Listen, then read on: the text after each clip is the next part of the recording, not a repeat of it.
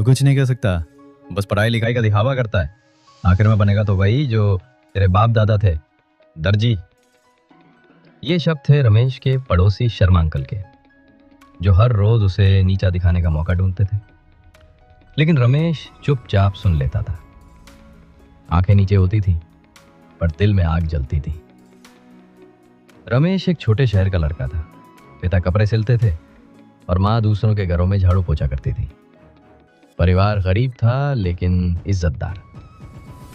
रमेश हमेशा पढ़ाई में अच्छा था, लेकिन गरीबी ने उसके सपनों के चारों तरफ एक दीवार खड़ी कर दी थी।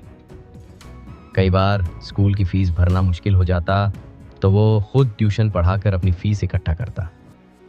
कॉलेज में दाखिला मिला, लेकिन शहर के बड़े लड़कों के बीच रमेश खुद को छोटा महसूस करने लगा।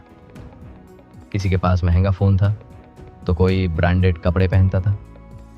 रमेश पुराने जूते और साधारण शर्ट में जाता था।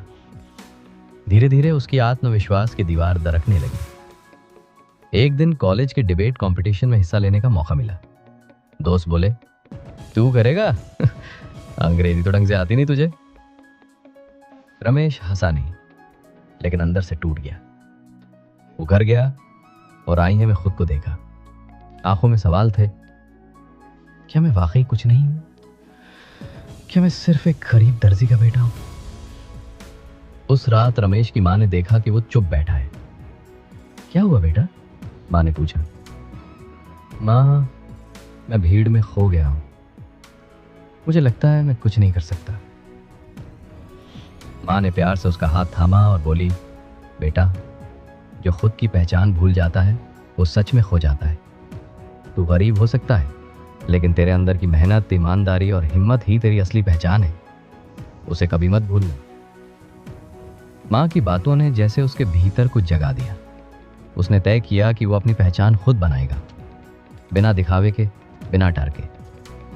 रमेश ने डिबेट में हिस्सा लिया। अंग्रेजी टूटी फूटी थी, लेकिन उसका आत्मविश्वास पक्का था। उसकी बातों में सच्चाई थी, दर्द था और उम्मीद भी। पूरे ऑडिटोरियम में तालियां गूंज उठी। वो जीत तो नहीं पाया, लेकिन लोगों के दिल जरूर जीत लिए। इसके बाद रमेश ने खुद पर काम करना शुरू किया। वो हर दिन कुछ नया सीखता, अंग्रेजी, कंप्यूटर स्किल्स और वक्तृत्व कला। उसने वीडियो बनाना सीखा और यूट्यूब पर अपना चैनल शुरू किया, पहचान की तलाश। उसका पहला वीडियो था, गरीब होना कमजोरी नहीं, पहचान का पहला अध्याय है। धीरे धीरे लोग उसे पहचानने लगे। उसकी कहानियां लाखों लोगों तक पहुंचने लगी। जो लोग कभी कहते थे तू कुछ नहीं कर सकता, वही अब बोलते थे, रमेश, तूने कमाल कर दिया।